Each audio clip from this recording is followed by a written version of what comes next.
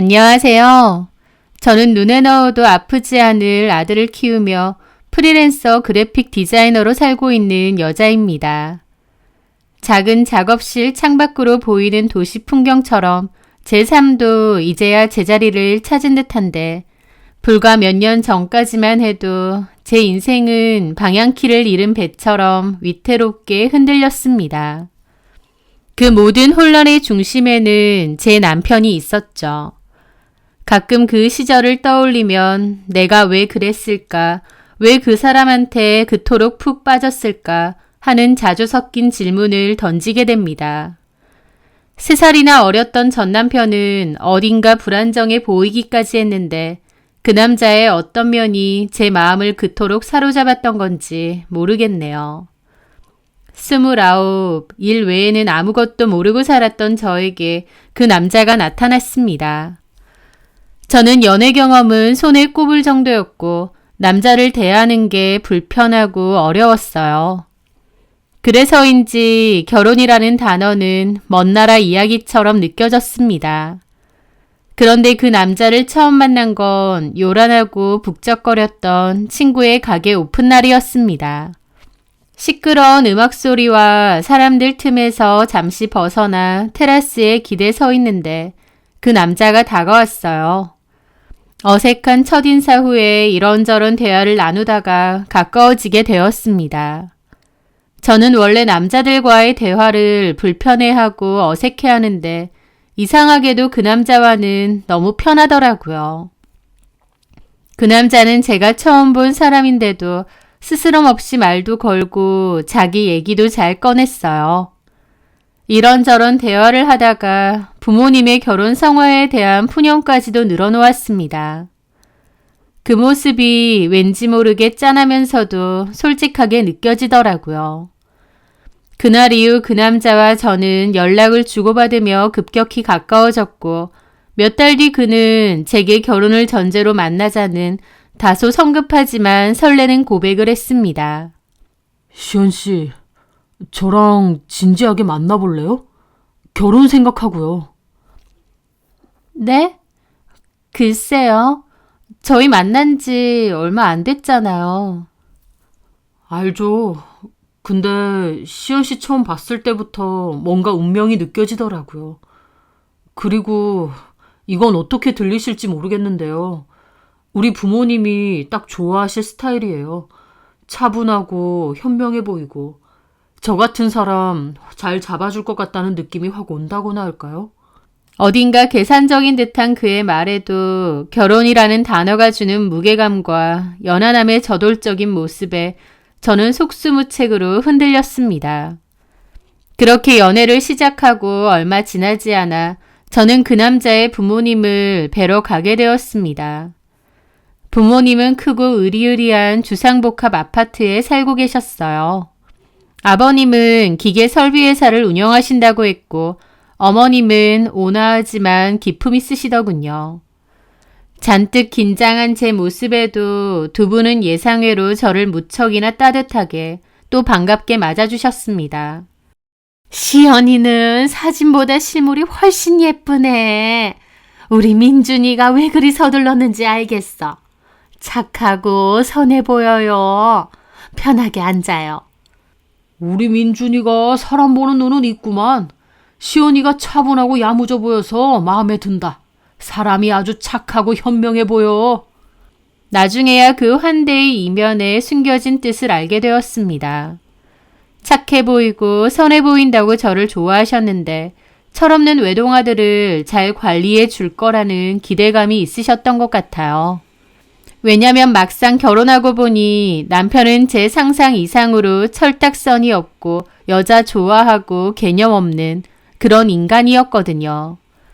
어쨌든 저는 모두의 축복 속에서 그 남자의 아내가 되었고 시댁의 든든한 지원 아래 겉으로는 남부러울 것 없는 결혼 생활을 시작했습니다.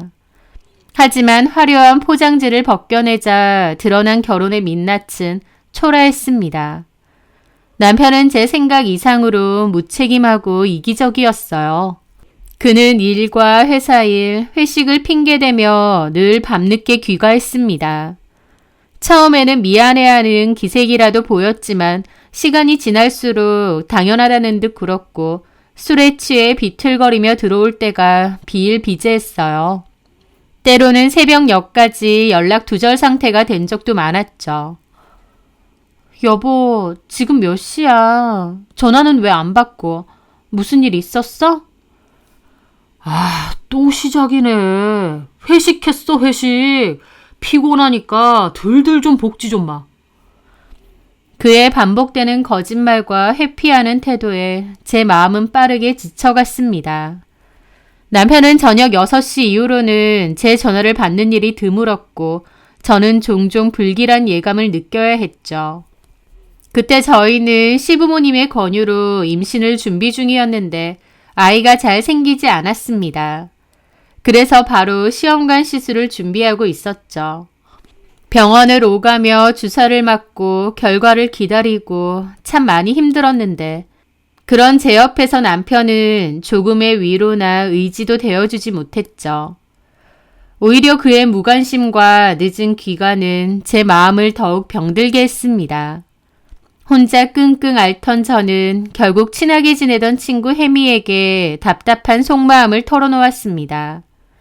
남편이 정말 일 때문에 바쁜지 아니면 딴짓하느라 바쁜지 알 수가 없다고 하소연했더니 혜미는 뜻밖의 방법을 알려주더라고요.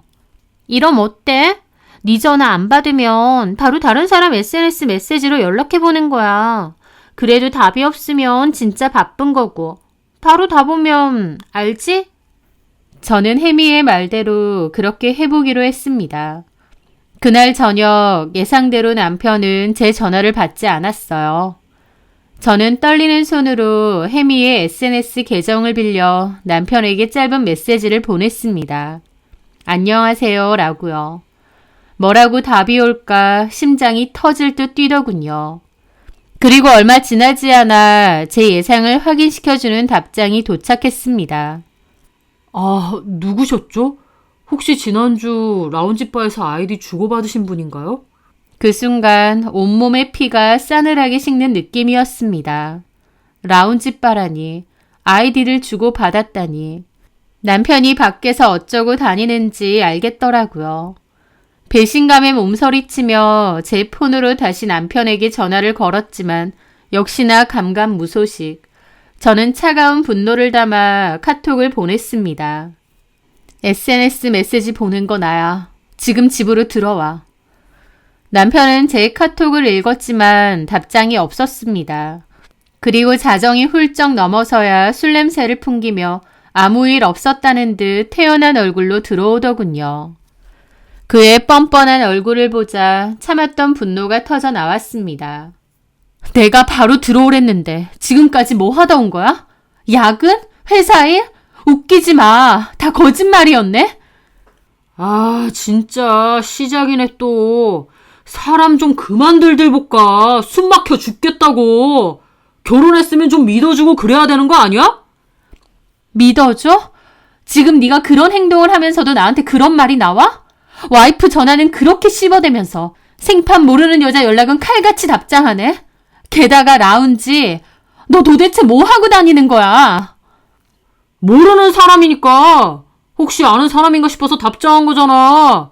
당신 전화는 뻔해. 잔소리 아니면 의심. 그러니까 안 받은 거지. 솔직히 너도 책임 있다고 생각 안 해? 네가 의심받을 짓 했잖아. 너 회사 핑계 대면서 여자 만나고 다니는 거지? 와, 소설 쓰시네. 증거 있어? 증거 있냐고! 없으면 사람 함부로 의심하고 몰아대지 마. 의부증이야 뭐야! 그의 적반하장과 의부증이라는 단어에 저는 이성의 끈을 놓을 뻔했습니다. 저는 차갑게 말했죠. 그래, 네 마음대로 생각해. 그럼 나도 내 마음대로 할 테니까. 시부모님께 다 말씀드릴 거야. 네가 무슨 짓 하고 다니는지. 시부모님이라는 말에 그의 얼굴이 순간 굳었습니다. 그는 결국 한 발 물러섰습니다. 무슨 우리 엄마 아빠한테 말한다 그래. 내가 앞으로 연락 잘 할게. 됐지? 진짜 치사하다. 내가 바라는 거 기본적인 거잖아. 연락 잘하고 늦지 말고. 그리고 여자 만나는 거 들키면 나 진짜 안 참아. 내가 말하는 게 어려운 부탁이야? 알았다고. 연락 잘하면 될 거 아니야. 그 후로 그는 약속대로 연락은 했지만 그 안에는 어떤 진심도 느껴지지 않았습니다. 그저 의무감에 마지못해 하는 보고일 뿐이었죠. 이럴 거면 도대체 저랑 결혼은 왜 했나 싶더라고요. 부모님이 하도 결혼하라고 닥달을 하니까 마지못해 했지 저에 대한 그 어떤 애정도 없는 것 같았죠. 그리고 제 마음속 불안감도 여전히 남아 있었습니다. 힘든 시간 속에서도 저에게는 기적처럼 아들이 찾아왔습니다.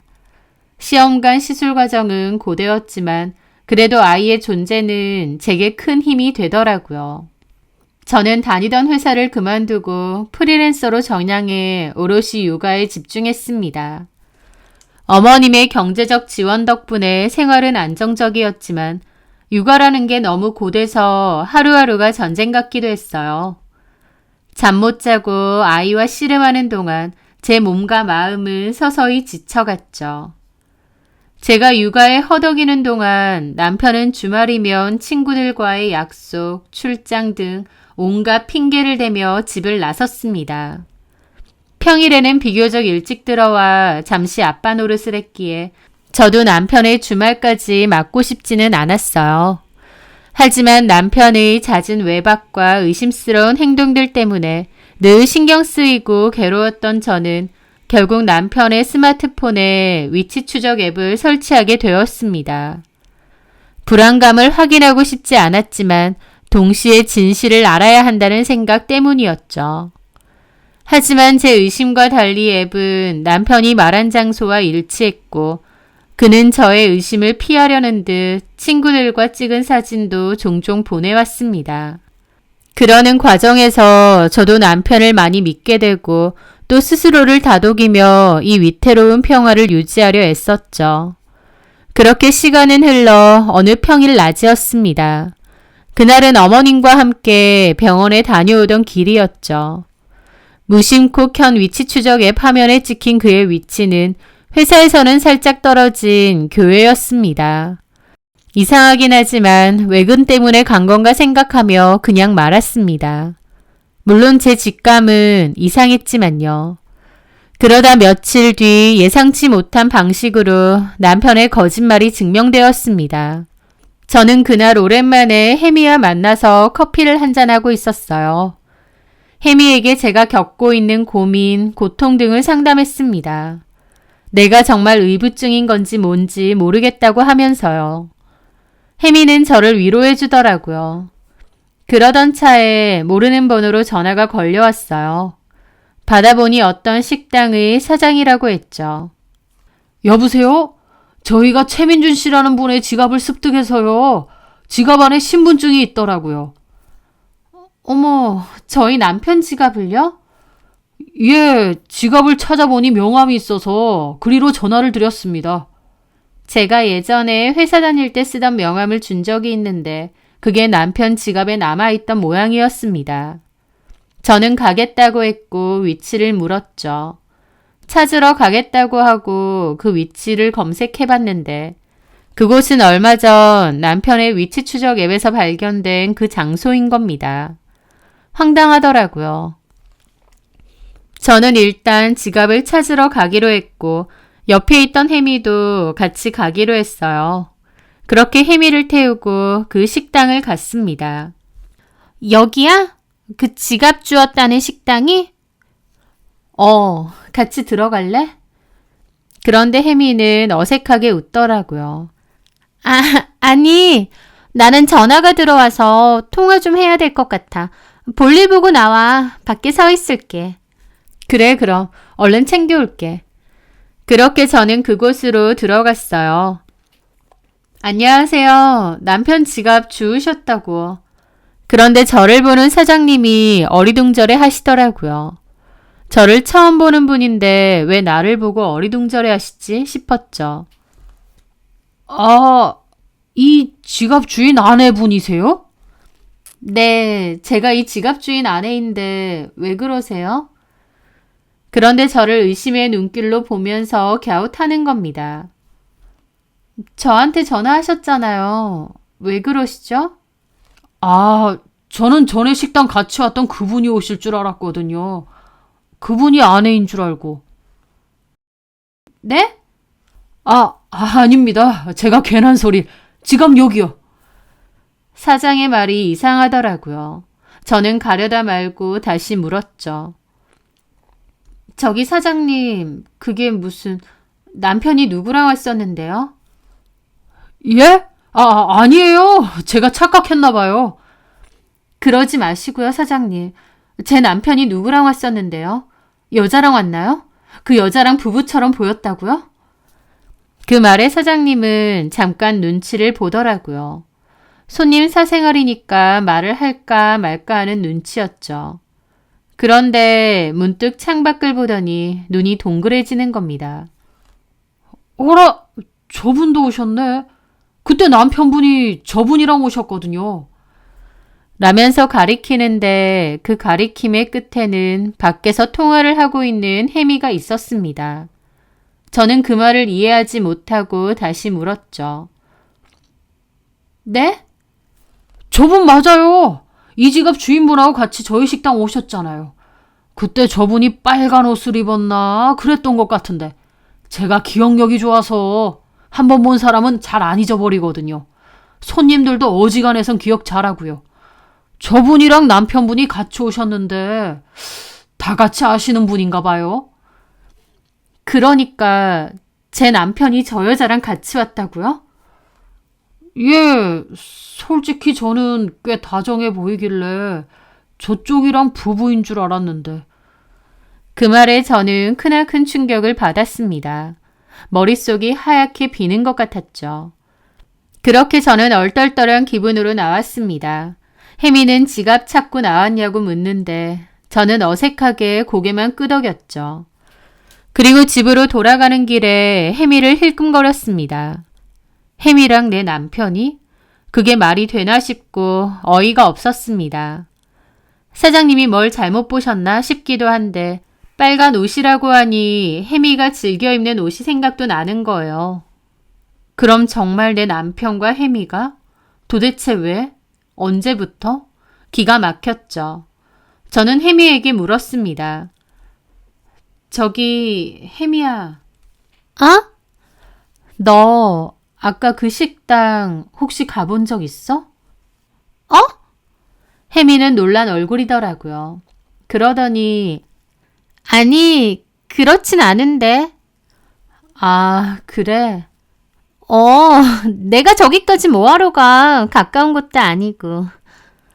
라는데 묘하게 어색함이 느껴지더라고요. 저는 더 이상은 아무 말을 하지 않고 일단 혜미를 내려놓고 집으로 돌아왔습니다. 머릿속이 너무 복잡했죠. 그렇게 저녁에 남편이 왔고 저는 남편에게 지갑을 던지듯 건넸습니다. 이거 어디 있었어? 아무리 찾아도 없어서 씻고 했는데. 식당에 놓고 갔다던데. 식당 아저씨가 전화 주셨어. 아, 그래. 고맙다고 전화해야겠네. 사장님이 놀라시더라. 저번에 왔던 그 여자가 와이프인 줄 알았는데 내가 왔다고? 여자랑 거기 갔었나 봐. 제 말에 남편은 짜증스러운 표정을 짓더라고요. 뭔 소리야. 그 사장님은 이상한 소리를 하고 있어. 그냥 직장 동료랑 외근 갔다가 간 건데. 그만 좀 잡았대. 나 그 여자가 누군 줄도 아는데? 제 말에 남편의 얼굴이 삽시간에 굳어지더라고요. 안다고? 혜미잖아. 맞지?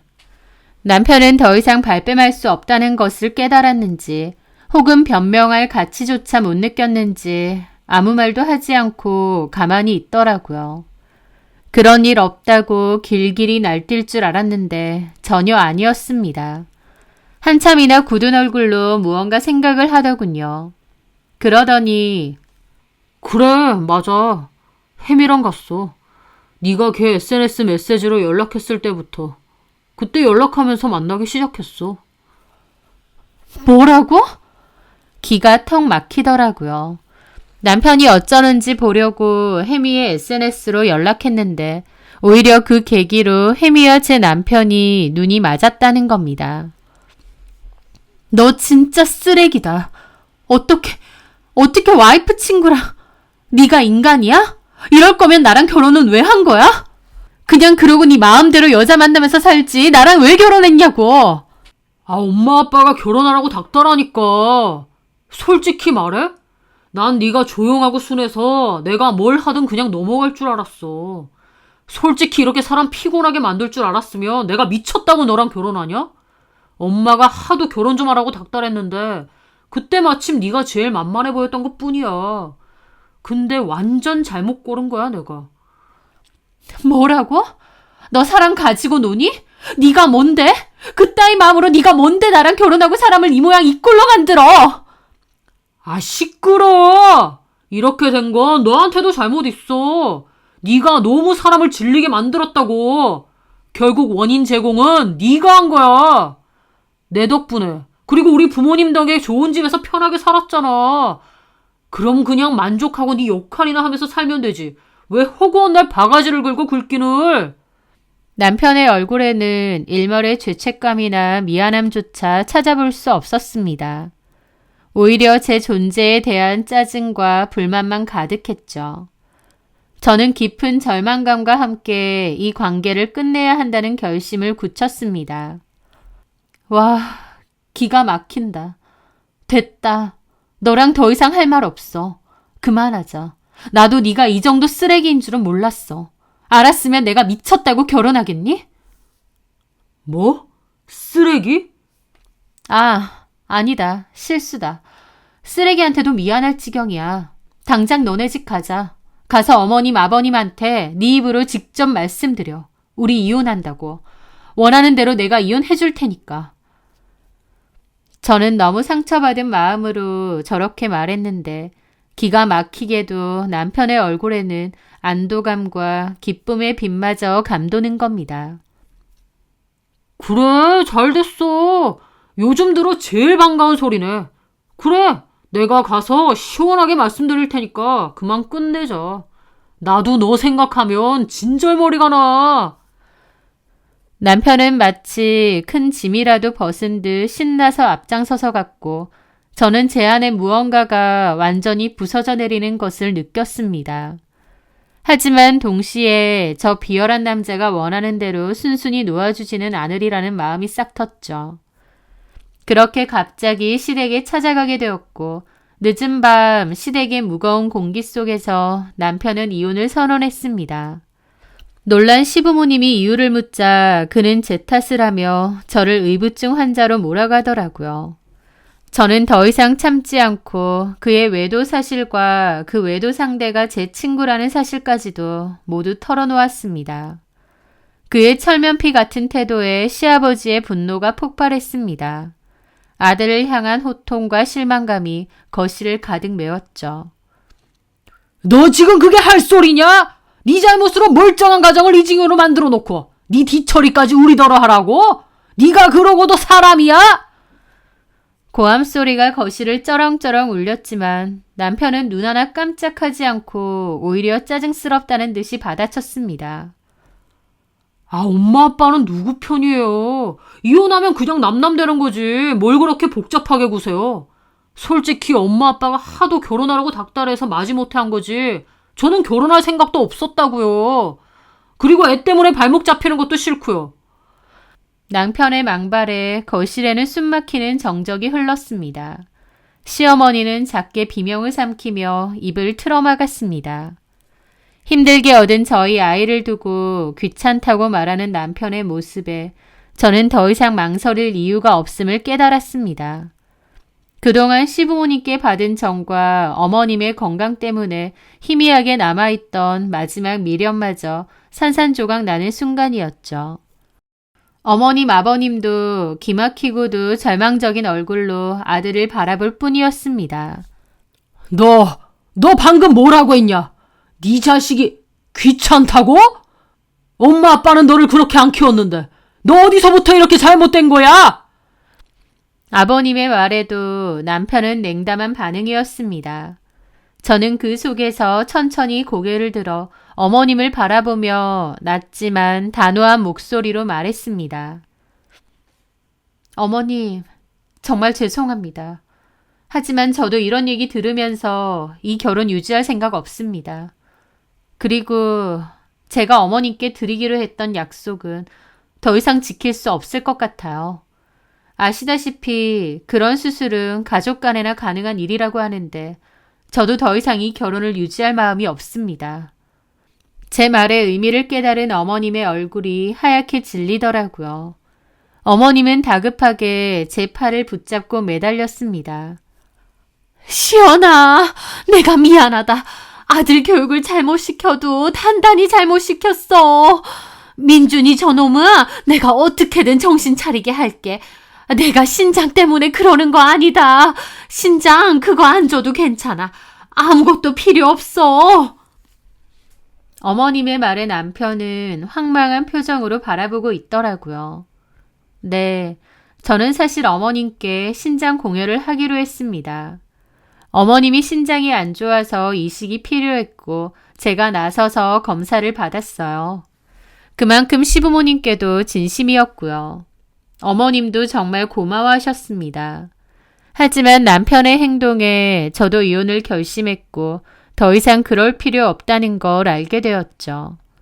남편은 이 심각한 상황 속에서도 여전히 철없이, 아니 잔인할 정도로 아무렇지 않게 다음 말을 내뱉었어요. 아, 이제 알겠네. 그러니까 엄마 신장 공유해주는 것 때문에 이 사람 붙잡는 거예요? 아이 참, 답답하네. 엄마, 그럼 저한테 진작 말씀을 하셨어야죠. 그런 문제는 제가 해결할 수 있다니까요. 네가 뭘 해결하는데?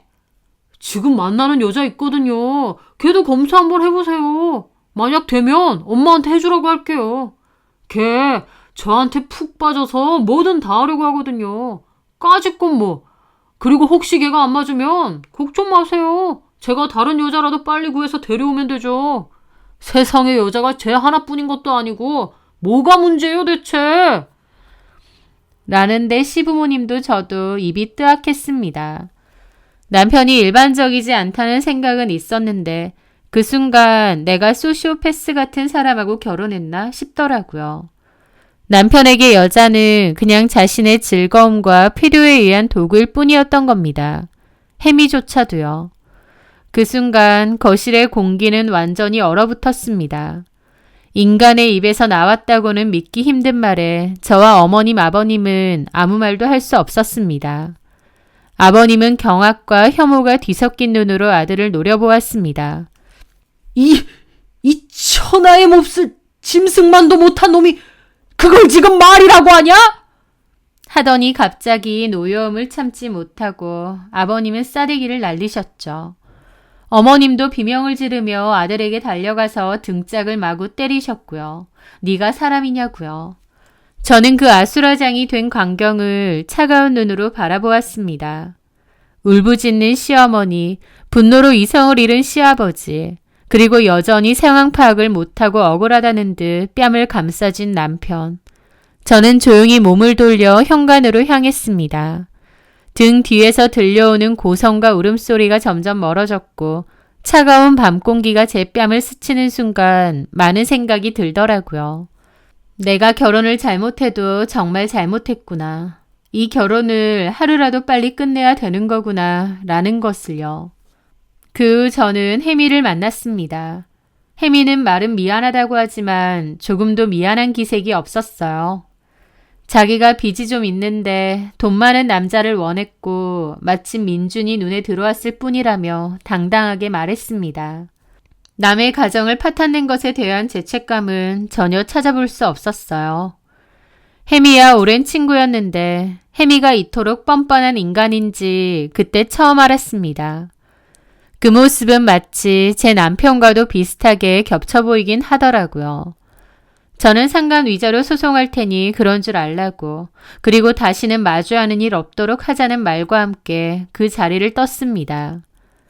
그 후 저는 이혼 절차를 진행했어요. 그 그 어머님이 전화가 왔는데 기어코 남편은 혜미를 데리고 와서 신장 이식이 가능한지 검사를 받게 했다더군요. 하지만 혜미의 건강 상태가 안 좋아 이식은커녕 치료가 시급하다는 판정을 받았다고 했어요. 그랬더니 제 남편 놈이 더 볼 것도 없이 혜미에게 헤어지자고 했다더군요. 혜미도 그놈의 돈 때문에 오랜 친구를 배신하고 친구 남편과 놀아났는데 필요가 없어지니 가차없이 버려진 거였습니다.